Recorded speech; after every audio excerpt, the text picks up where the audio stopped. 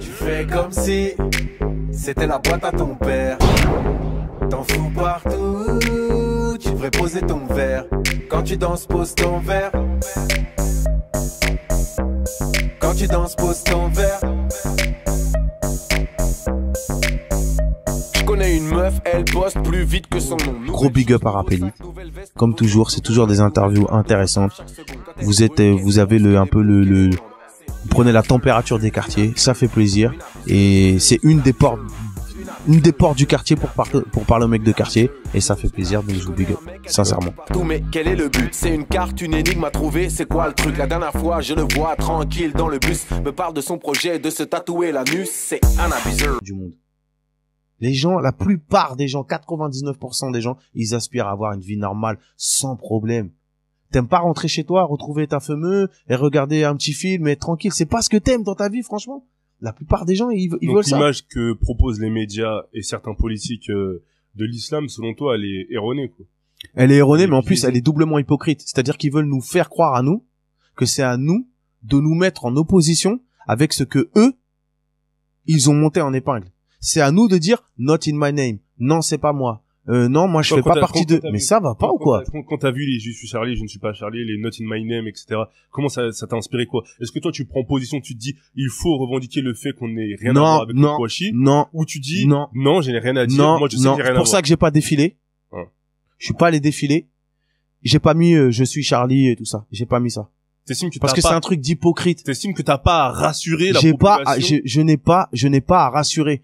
Moi, on devrait me rassurer. Dire non, mais attends, t'inquiète pas. Ok, eux, c'est des oufs. C'est des déséquilibrés. Tu vois ce que je veux dire? Comme tu disais, excuse-moi de te couper, c'est comme tu disais il y a 5 minutes. Si de l'autre côté il y a de la peur et de ton côté il y a de la peur, bah là si de ton côté tu veux être rassuré et du côté des gens qui ont peur des musulmans ils veulent être rassurés, ils veulent que tu dises not in my name, pas en mon nom, etc. Si au final chacun reste campé dans ses positions, on fait comment? Je vais te donner un exemple tout simple. Ça fait 1 an que j'ai déménagé. Ok? J'ai toujours grandi, j'ai toujours habité dans un bâtiment, tout ça et tout. J'ai déménagé de là où j'ai grandi avec ma mère et je suis allé dans un bâtiment pas très loin de là où j'ai grandi, mais j'étais toujours au quartier, comme on l'avait dit et tout. Ça fait 1 an que maintenant j'habite dans un pavillon. Ok? J'ai un pavillon, tranquille de chat. Quand je suis arrivé, tellement, c'est ce que je dis dans Banlieusard Syndrome, j'avais le Banlieusard Syndrome. Ma femme est noire, on a 4 enfants, tu vois. Je me suis dit, waouh, on va arriver dans une zone pavillonnaire. J'avais des a priori, tu vois. Je me disais, j'avais honte, j'avais des complexes d'infériorité. Moi-même, hein, alors que je suis père de famille, j'ai une carrière, je suis un personnage public et tout. J'avais encore ce réflexe de mec de quartier. Je me disais, vas-y, on va se faire remarquer, famille nombreuse, musulmans, truc. Les petits, soyez polis, rasez les murs. Rasez les murs. Frère, j'habite chez moi, dans ma résidence, je dis raser les murs à mes propres enfants. Tout ça pour justement pas faire de problème, pas afficher les miens, pas afficher ceux qui me représentent. Tu vois ce que je veux dire? Et la plupart des gens sont comme ça. Ok, bon. Au bout de 1 mois, 2 mois, tu croises tes voisins, tu leur dis bonjour et tout, tu vois. Donc c'est des gens un peu âgés, blancs, certains à la retraite et tout, ok. Ma femme a fait des gâteaux, des fois elle envoie ma fille, elle dit tiens, va donner un gâteau aux voisins, tout ça, et trucs là. Mais à chaque fois c'était poli, truc. Et puis il y a pas longtemps, je croise mon voisin et voilà, et on discute un peu plus et tout. Et donc il y avait sa femme qui était là, la voisine et tout, et on parle. Tu sais ce qu'elle me dit? Elle me dit on est trop content que vous soyez venu habiter ici. Ça met de la vie dans le quartier. Vous êtes extrêmement gentils, polis, vos enfants ils rigolent, on les entend rire quand ils jouent et tout. J'étais tellement touché parce que pour moi la vraie France, elle est là. Parce que c'est des gens qui ont ouvert leurs yeux. Si c'était arrêté à ce qu'ils voient à la télé, ils auraient vu une famille nombreuse. Des fois, je cherchais mon courrier, je suis dans ma là-bas, frère. Ils auraient vu ça. Ils auraient dit, potentiellement, lui, mais ça se trouve dans sa cas, frère, truc, on sait pas. Est-ce que t'avances d'ici? Après, je sais pas, je dis ça comme ça. Est-ce que c'est pas un cas spécifique? Écoute. Enfin, on peut pas. Je serais prêt à mettre ma tête à couper. Que non. Qu'est-ce que tu fais de tous les gens, de tous les profs, de tous les gens qui travaillent vraiment dans les associations? Tu vois, même les gens qui sont en politique, mais les élus locaux et tout ça et tout, qui voient les gens au jour le jour. Ils voient bien que les musulmans, ils sont pas tous là à vouloir découper et trancher des têtes à tout le monde. Ils le voient bien. Ils voient bien que ça, c'est monté en épingle par une élite de gens, une catégorie de personnes qui a un problème. Non pas qu'avec les musulmans, avec la religion en général. C'est comme ça qu'on a éteint la chrétienté dans ce pays. C'est comme ça que dès que t'es croyant, t'es suspect. Tu vois ce que je veux dire? Parce que être croyant, ça veut dire être croyant, c'est être spirituel. Être spirituel, c'est être loin du matériel. Ça veut dire que on peut pas t'ambiancer, acheter une télé à chaque fois qu'il y a une Coupe du Monde. Il y a des choses plus importantes quand t'es spirituel et que t'es croyant. Ça veut pas dire que pour toi, quelqu'un qui n'est pas croyant, c'est-à-dire que c'est quelqu'un qui est teubé. Je pense pas ça du tout. Tu vois ce que je veux dire?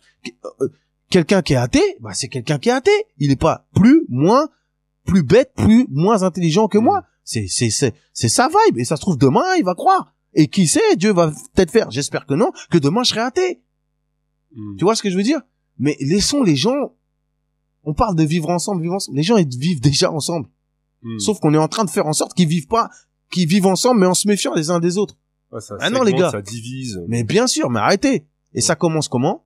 Enfin, ça commence comment? Un des faits marque. Il y a plein de trucs avant. Non. Mais on est passé dans un autre truc avec Sarkozy et sa phrase sur le Karcher.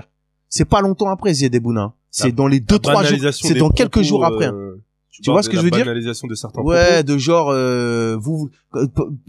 essentialiser les gens, on appelle ça, et dire que c'est un peu des cafards, on va leur mettre un coup de Karcher, truc, nan. Bah voilà, tu commences, tu divises les gens, tu mets doudou, et ça fait Zied Bouna. Tu vois ce que je veux dire? Ah ouais. D'accord. Donc soit t'es en colère,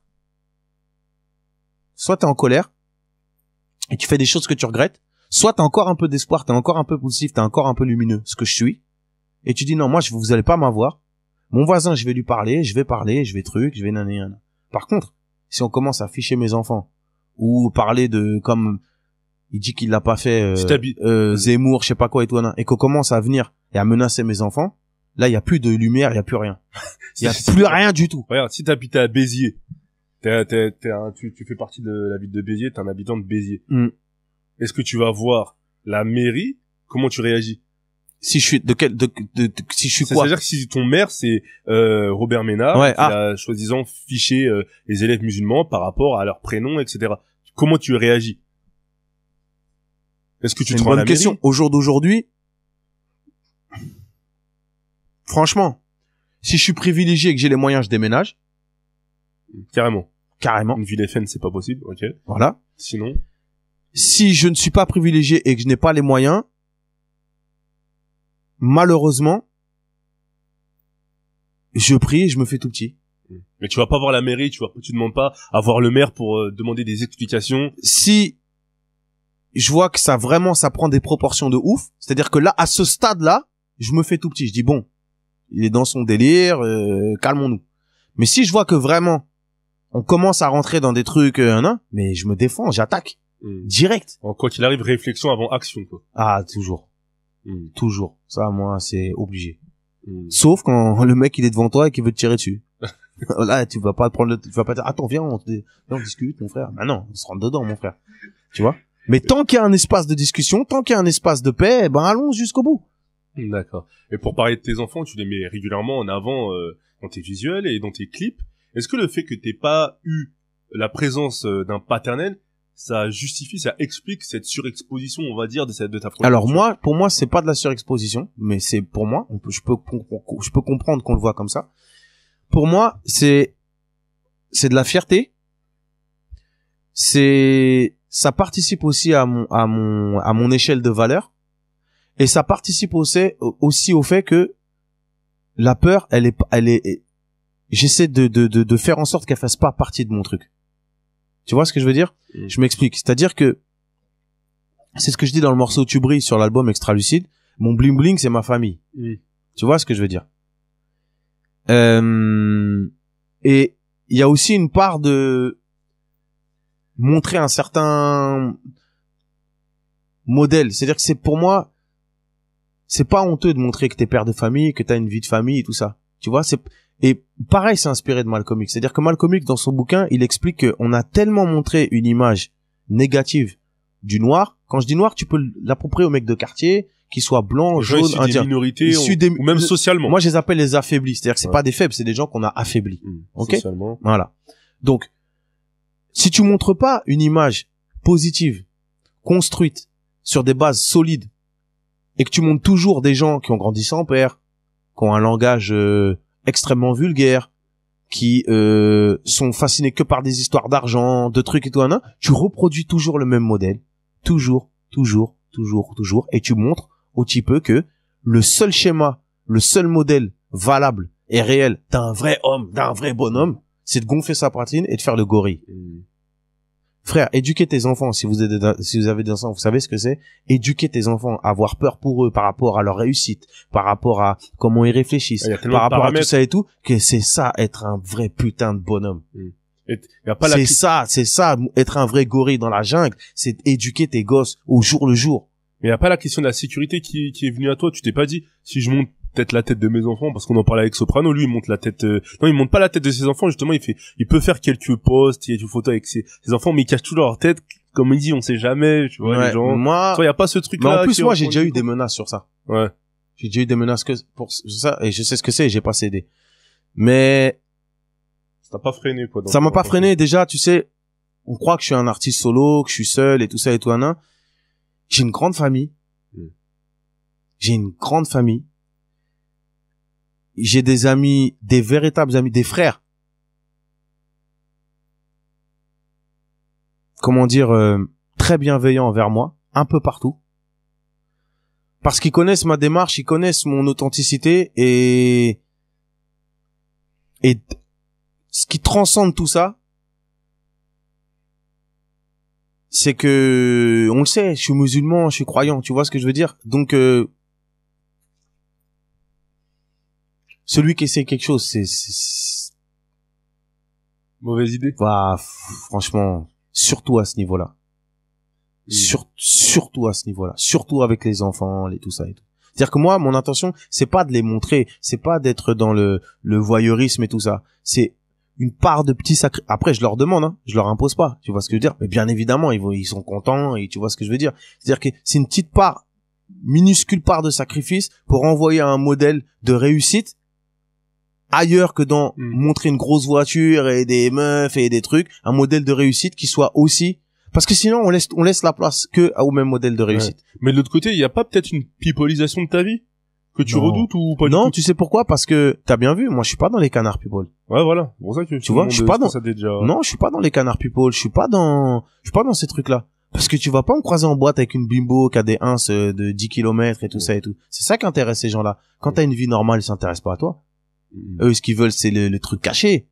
C'est le petit rail de coke sur le côté. C'est, d'ici, il a trompé sa meuf avec tel truc. C'est pas mon délire. Okay. Donc c'est pas du tout une pipolisation. Pas du tout. D'accord. Il y a un morceau qui s'appelle La Promesse, avec Sopra et Youssoupha. Au-delà du rap, on a l'impression que vous êtes raccord sur beaucoup de choses dans la vie. Quelles sont les valeurs humaines que vous partagez? Parce qu'on voit souvent ensemble, en fait. Ouais. Particulièrement avec Soprano. Youssoupha aussi, tu vois, mais Youssoupha, je le connais depuis moins longtemps. Ça fait 2-3 ans qu'on se connaît. Ouais. Mais Soprano, Saïd, je le connais vraiment, tu vois. Franchement, je t'ai dit, Soprano, à l'époque de Taxi 2, donc c'était il y a 16 ou 17 ans, on faisait notre prière ensemble, quand j'étais à Marseille, tu vois. C'est-à-dire que, moi, je me retrouve beaucoup en lui parce que c'est quelqu'un qui, comme moi, vient d'un quartier, mais qui a réussi à s'affranchir de l'image qu'on a des quartiers. Il fait des sons tranquilles, le chat, plein de lumière, et c'est un vrai gentil, mais avec une IA, mais vraiment belle. Tu vois ce que je veux dire?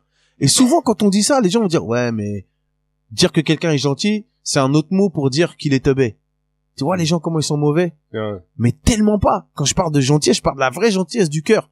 C'est-à-dire que beaucoup de gens le diront pas. Et lui, il le dira jamais parce qu'il est trop humble. Mais Soprano, il a fait tellement de passes dans ce business. Ça fait plusieurs fois que je dis, c'est Zinedine Zidane, hein, Soprano. Mais je rigole pas, hein. Il a fait des passes à des gens, des ouvertures de ouf. T'as juste à mettre le but, frère. Et ça se trouve à des gens qui parlaient mal de lui, tu vois ce que je veux dire? C'est le mec le plus authentique de ce business. Lui et son équipe, c'est vraiment moi, sur Rap Machine, il m'a tellement aidé, mais t'as fait des ouvertures de ouf. C'est pour ça quand il m'a appelé pour Fresh Prince, en fait, comment ça s'est passé? Le mec, il fait Cosmo, son morceau Cosmo. Le clip vient de sortir, en 10 secondes, je pète un câble sur le truc, je le mets sur ma page Facebook. Je dis trop bien, ça fait trop du bien, c'est trop bien. Je reçois tout de suite un message d'un mec de son âge qui dit, alors là, envoie ton message à Soprano, ça va trop lui faire plaisir, surtout venant de toi. Je lui envoie le message, il me dit, ah, merci, tu peux pas savoir comment ça me fait plaisir, ça me fait trop plaisir. Pour certains de mes titres, je me suis inspiré de ce que tu avais fait sur la trilogie. Vraiment, ça me fait trop plaisir, merci. Mais je dis, mais c'est normal. Ensuite, il m'appelle pour Fresh Prince. Il me dit, ouais, j'aimerais beaucoup que tu viennes dans le clip Fresh Prince et tout, hein. Beaucoup de rappeurs auraient dit, comment ça, il m'invite dans son clip, frère, invite-moi sur le morceau, mon frère, si tu veux fais-moi croquer là, ça c'est, tu vois ce que je veux dire? Qu'est-ce qu'on s'en bat les reins? C'est juste une apparition. Qu'est-ce qu'on s'en bat les reins? Mais bien sûr que je viens. Je suis honoré de venir dans ton clip. Merci de m'inviter dans ton clip. C'est un coup, toi, même pas collé dans le morceau, en plus, mais là n'est pas, exactement. Mais on s'en bat les reins. On est mecs de la même génération, de la même condition sociale au départ. Mais si on peut te faire des coups de pouce, te faire la je sais plus comment on dit, la courte échelle pour que tu montes, ensuite tu me tires, ensuite truc et tout, si on avait beaucoup plus de mentalité comme ça dans ce business, bah, crois-moi qu'on irait bien plus loin.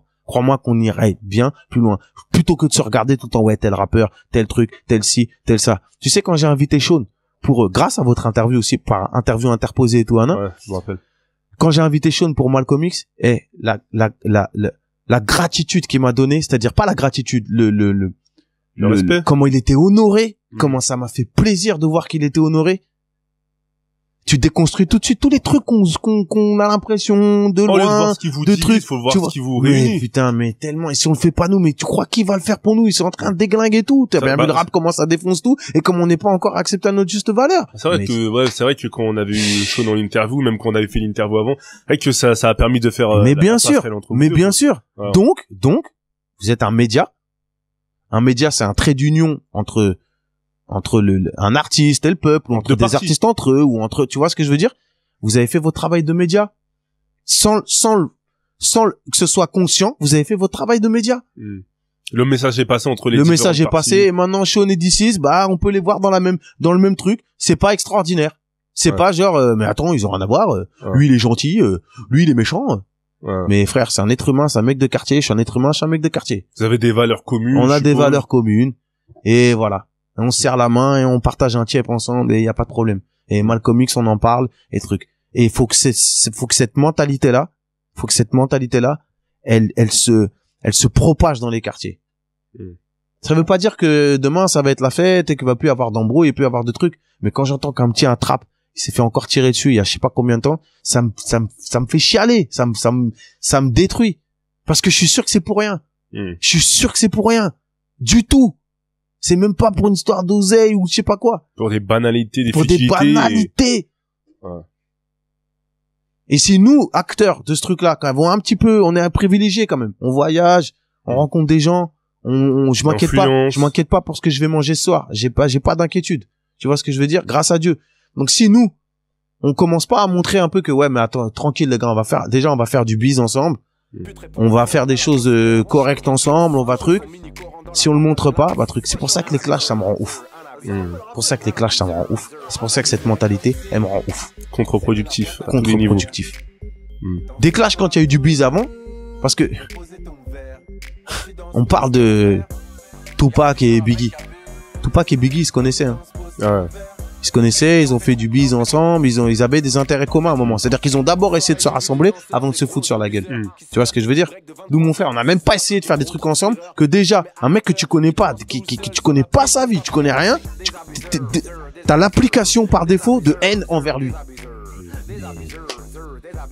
Donc faut propager cette mentalité-là.